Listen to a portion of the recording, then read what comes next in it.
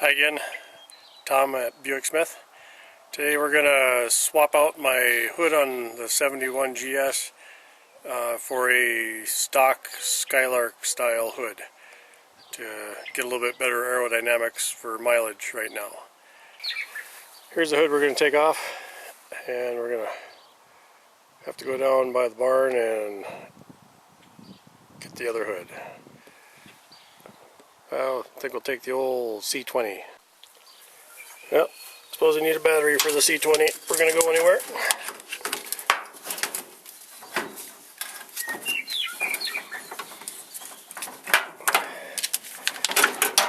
Yeah! Alright.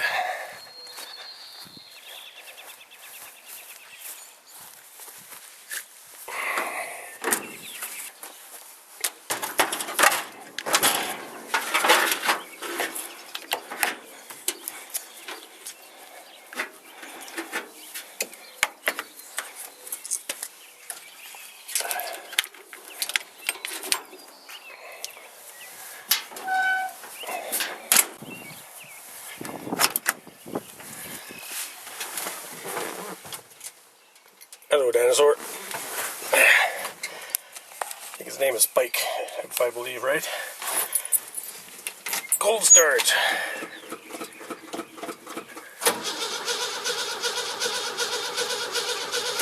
Hasn't been running for about 2.5 weeks. Oh, yeah. Oh, hey, look. Here's my FJ40. Gotta get around to that sometime.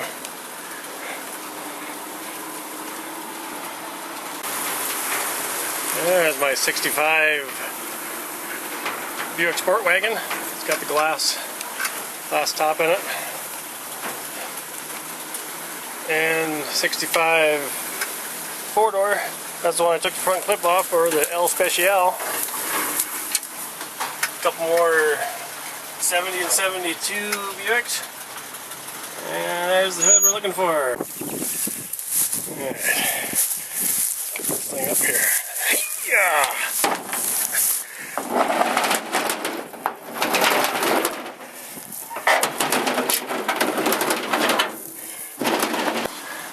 There's the L Special. There's my brother's 71 GMC. It's a nice truck. He's had it since high school. Alright, let's get this thing on. Here's a tip just in case you guys didn't know. I'm sure most of you do. And by the way, on just about all these A-bodies, Chevelles, 442s, all this stuff, the bolt head size is a 9/16, or it should be. But always take your front ones out first instead of the back ones. Because if you take the back ones out first, the hood can like pivot and put pressure on the front bracket, and you can bend your bracket that way. So bad. Don't do that. Always take your front one out first. Okay, I'm going to see if I can try to do this in one take. Show you guys how I take the hoods off of these just by myself. I've always done this since high school. Gotta have kind of a big wingspan though. I'm 6 foot tall, so should be able to grab it, and we'll see what happens here.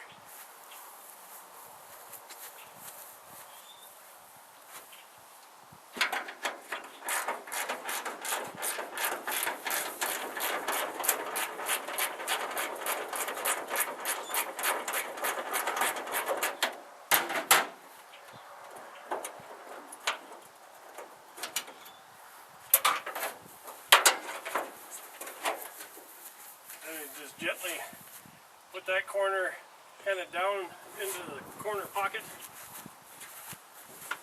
and then I support the hood with my shoulder, kind of get my head under it a little bit, and then I'm pressing down on the hood here on the top side, down with my hand, so it's pivoting.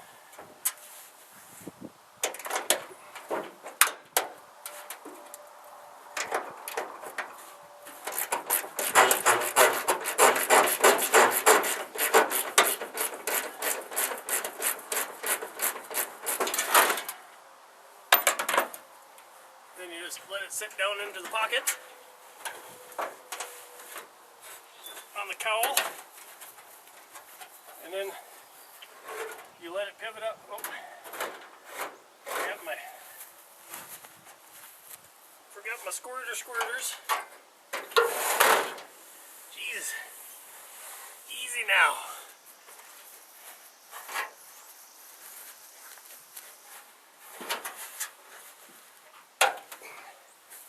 Well, don't forget those squirters. It works better. So anyway, it's in the pocket.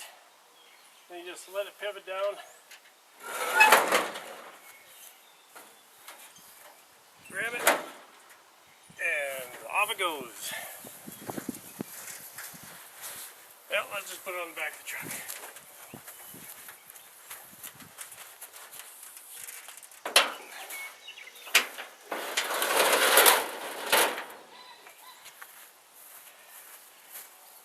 That was easy. Easy button. If I remember right, the hoods weigh right around 68 pounds. So it's not bad as long as you can get a good grip on it. And kind of use your tummy as a lever. Bigger the tummy, the bigger the lever, obviously.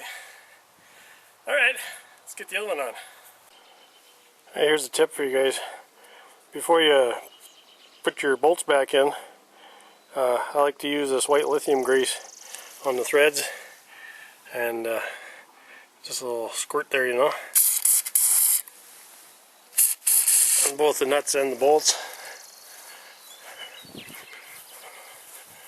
so you can keep them lubed up. And this white lithium grease, you used to be able to buy it in sticks, almost like a crayon. And GM, and I think Ford and a few other companies back in the day, they would actually use it for the hinges on the doors. You could rub it on the hinges and keep them from squeaking, and your striker plates also. It actually helped really good. You still can buy those sticks, but they're getting harder to find. I think I bought mine at Napa last time.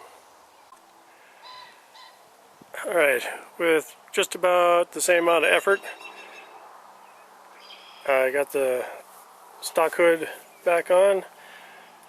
Again, try to do the back bolts first. That way the hood is just leaning on the top brackets and it's not trying to tilt on you.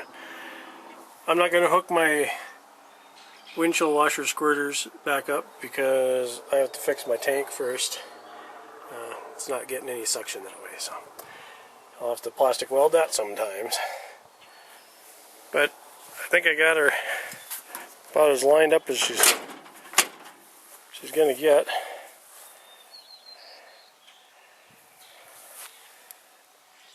She's pretty even. This side's a little wider. Pretty sure it's the fender that's out a little too far. So anyway, that's what a stock hood looks like for Buick Skylark. Doors came off of the same car that the hood came off of. That's a 70 Skylark that I had. And this one, so the 70 and 71s have this really nice pointed chrome piece.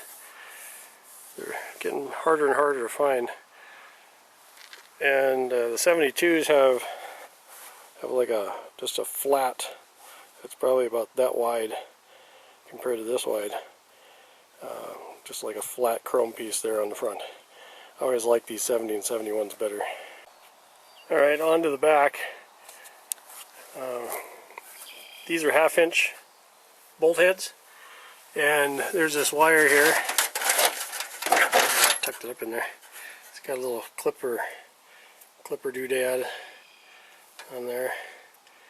That's for the trunk light, and connects to that right there. Thin bladed screwdriver. If you put it underneath this piece right here, in between, and then pry, and then kind of pry your screwdriver forward, it'll walk that clip back out of there. When doing the deck lids, again, always do your top bolts first and then the bottom ones. And I like to wear like a leather mitten or glove because I'm going to take this driver's side one out first while I have my hand under here and kind of pulling down, like pulling back towards the car and up a little bit, and I'll have my head kind of underneath the latch here while I loosen that bolt there, and that way I can just kind of flip this onto my shoulder and carry it away.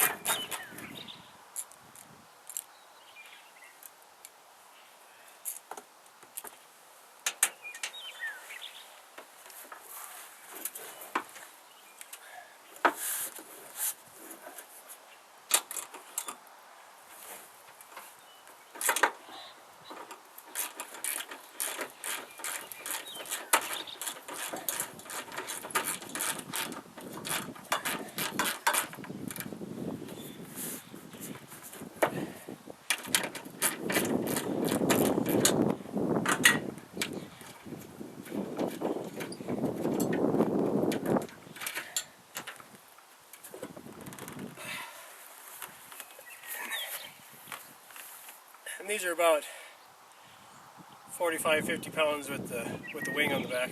It's not too bad.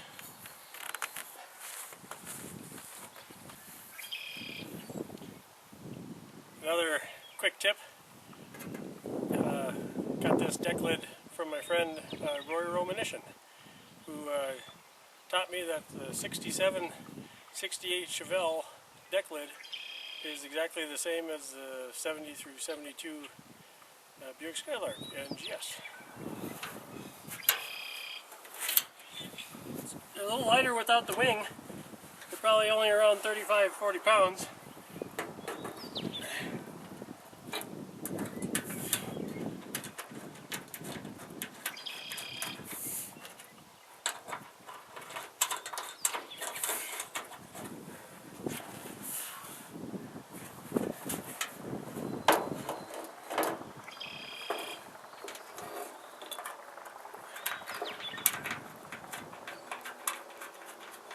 And here I've actually got my mitten or glove over here in this corner, so when it leans on that corner, it doesn't dent the rear quarter here. So.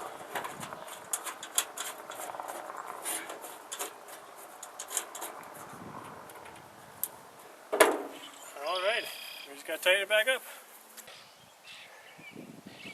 and there we have it. It almost doesn't look like a GS anymore. It's kind of sad. Like a regular Skylark now. That's okay. We'll give it the old tough test sometime. And I'm not even going to put a lock in it. I'm just going to use the old screwdriver key because it's probably not going to be on there forever. And if it is, then we'll put a lock in it later. A lot of you guys are probably thinking, why even do this? That thing's not going to get very good gas mileage or anything anyway. But the old saying, necessity is the mother of invention. And it's kind of true in this case. The old funds at the homestead aren't real high right now, so I figured I'd kind of kill two birds with one stone. Believe it or not, the old GS here is probably one of the highest mileage per gallon vehicles that I own. I used to drive a little RAV4 around, and that got 27 to 30 miles to the gallon, which is really nice, but transmission went to heck on that. So this is kind of the next best thing at right around 17 to 20. So I took it up on a about 98 mile each way trip a couple weeks ago before I started doing the tough testing, and I got 17.5 miles to the gallon and we had a 38-mile-an-hour crosswind all day that day. And I'm going to go on another trip. It's probably going to be around 420 miles each way. And I got to go pick up some reindeer antlers from my friends over at the Drayton Reindeer Ranch. Hi Kyle. I use those to make knife handles and stuff every year. So, all right. I'm just trying to get, even 2 to 3 miles per gallon better is something. And since I have the parts lying around, why not? And when I get back, or I'll give you guys the results of what I got on the trip, and we can do some tough testing after that, and kind of learn a little bit more about the stock versus the GS stuff. Okay, well, I hope this is informative to somebody, and maybe it helped out a few guys, and maybe you got a couple tips or tricks maybe. If not, I hope you enjoyed the show. I make mistakes just like everybody else. Okay, this is Tom at Buicksmith. We'll catch you guys later.